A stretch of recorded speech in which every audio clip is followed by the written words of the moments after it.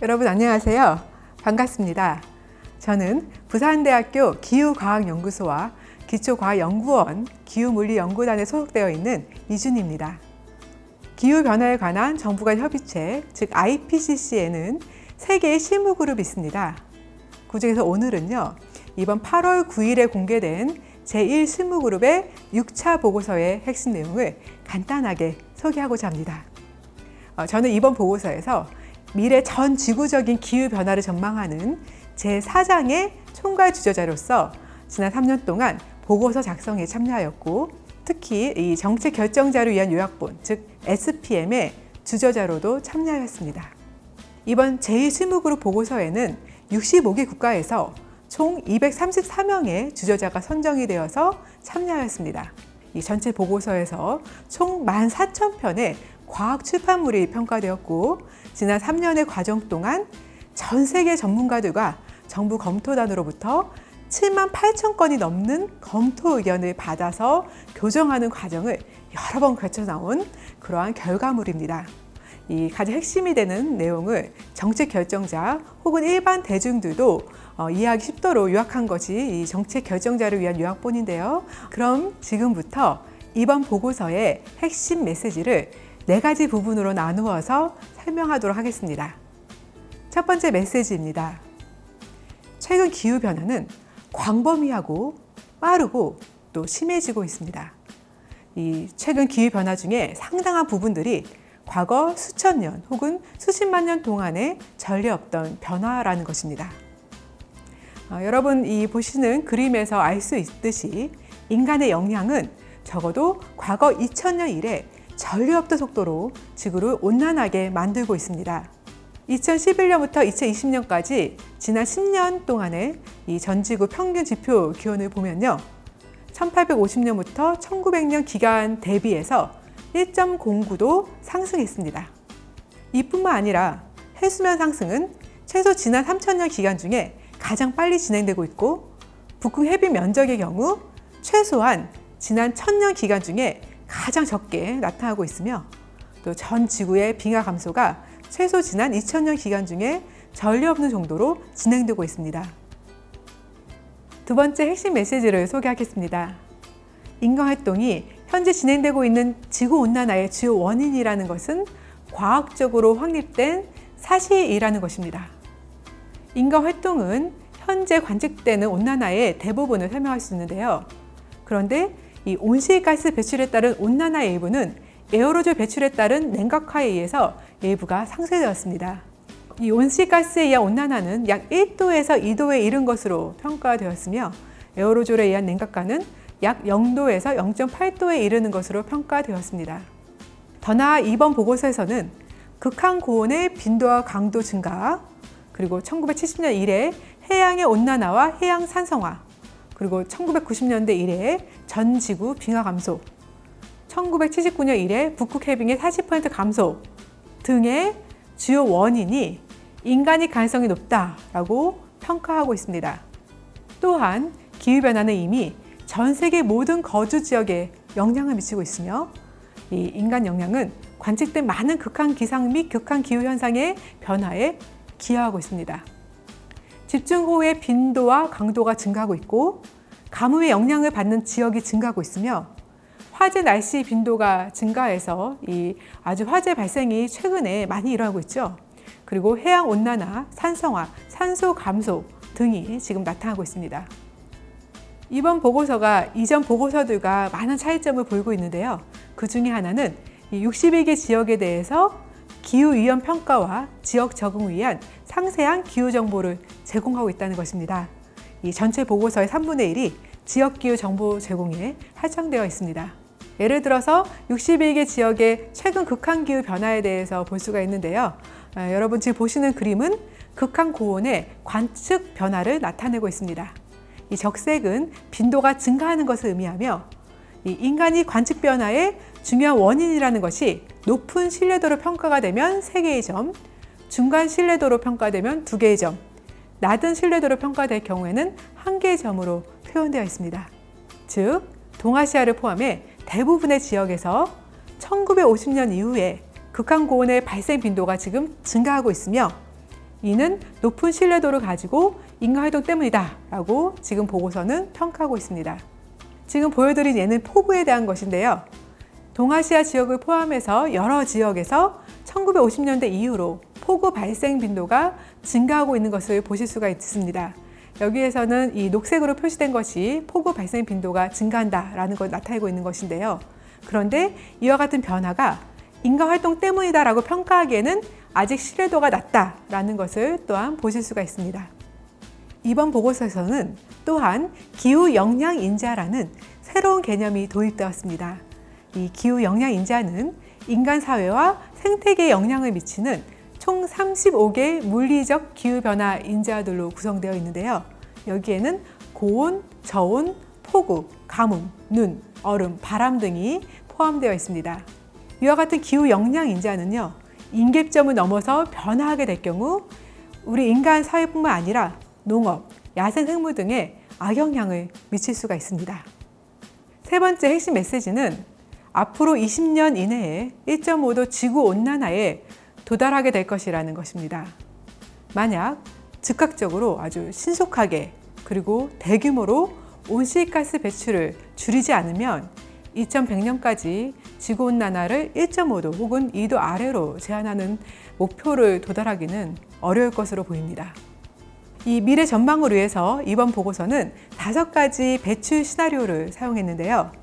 먼저 이 최저 배출 시나리오 같은 경우에는 이 2020년부터 이산화탄소와 다른 온실가스를 급격하게 줄이면서 2050년에 탄소 중립을 이루고 그 다음에 이 네거티브 배출로 가는 그러한 경로를 나타내고 있습니다.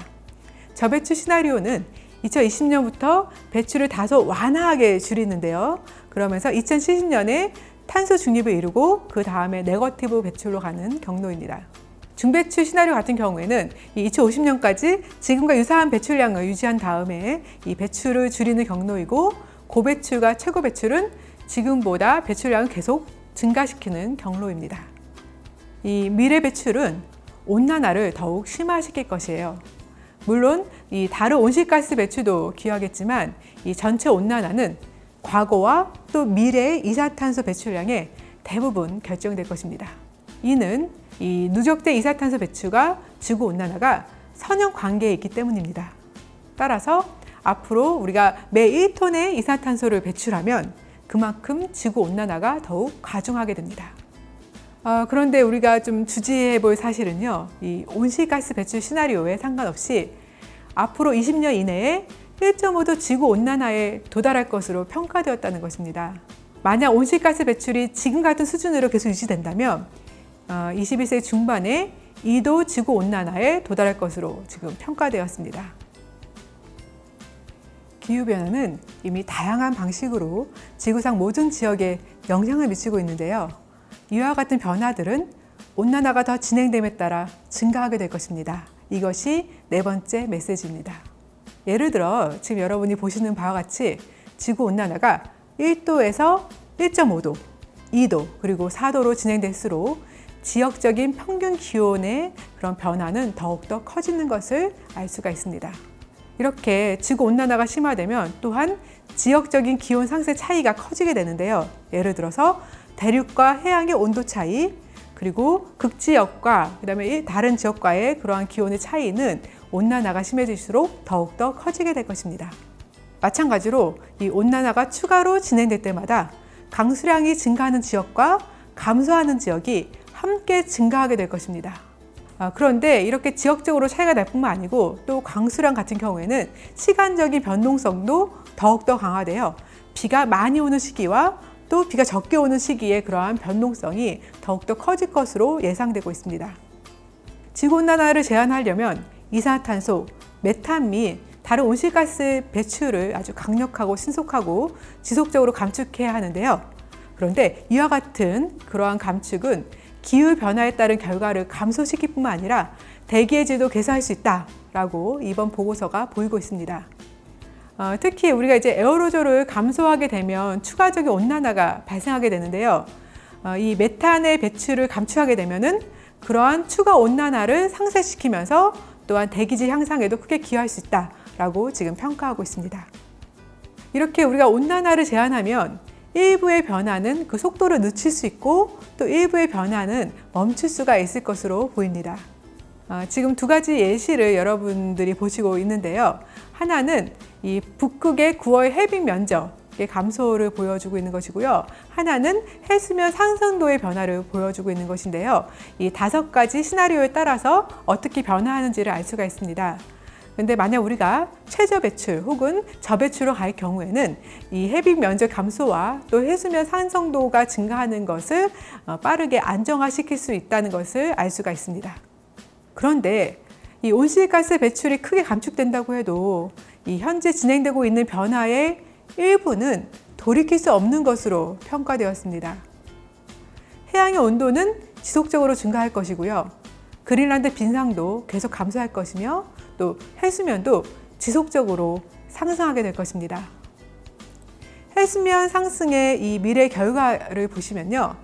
우리가 2050년 탄소 중립을 이루고 2100년까지 지구 온도 상승을 1.5도 아래로 제한할 수 있는 최저 배출 시나리오로 간다고 해도 해수면 상승은 지속된다는 것을 알 수가 있습니다.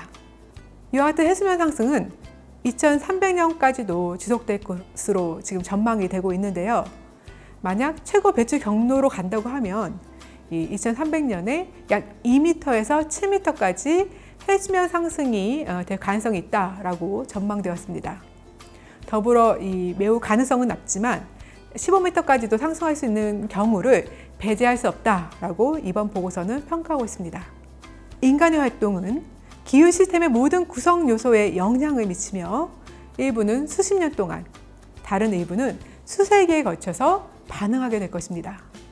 즉, 미래에 우리가 경험하게 될 기후는 현재 우리의 결정과 행동에 달려 있습니다. 지금까지 이번 보고서의 주요 내용을 4가지로 정리해서 소개를 했습니다. 간단하게 정리를 하면 첫째는 현재 우리가 경험하고 있는 기후변화는 지난 수백 년, 수천 년 기간 동안 전례 없는 변화라는 것입니다. 두 번째는 현재 지구온난화의 주요 원인이 인간이라는 것은 이제 자명한 사실이라는 것입니다. 셋째는 앞으로 20년 이내에 1.5도 지구온난화에 도달할 가능성이 높다는 것입니다. 마지막으로 우리가 이 온난화를 제한하려고 노력할 경우에 많은 기후변화를 막거나 혹은 늦출 수 있다는 것인데요. 그럼에도 불구하고 우리가 이 온실기체 배출을 줄이려고 노력하는 최저 배출 경로로 간다고 해도 해수면 상승과 같은 일부 기후변화는 되돌릴 수 없다라는 것입니다. 이번 보고서가 가지고 있는 그런 의미가 클 텐데요. 그 중에 좀 중요한 함의는 우리가 지금 당장 이 기후변화에 대응해야 될 뿐만 아니라 적응해야 한다는 것입니다. 그리고 우리가 이 적응의 행동을 늦추면 늦출수록 기회의 창이 점차 좁아진다는 것입니다. 끝내기에 앞서서 마지막으로 이번 6차 보고서에서 아주 중요한 산출물인 인터랙티브 아틀라스를 소개하고자 합니다. 지금 보시는 웹페이지에 가서 등록하시면 누구나 사용 가능합니다. 인터랙티브 아틀라스에 가시면요. 사용자가 원하는 다양한 과거부터 미래의 기후변화 정보를 볼 수가 있으며 또한 상세한 지역 기후변화 정보를 이 쌍방향 소통의 방식으로 제공을 받을 수가 있습니다. 더 자세한 정보는 이 전체 보고서를 포함해서 이 IPCC 웹페이지에서 다 받아보실 수가 있습니다. 예, 그럼 이상으로 마치도록 하겠습니다. 감사합니다.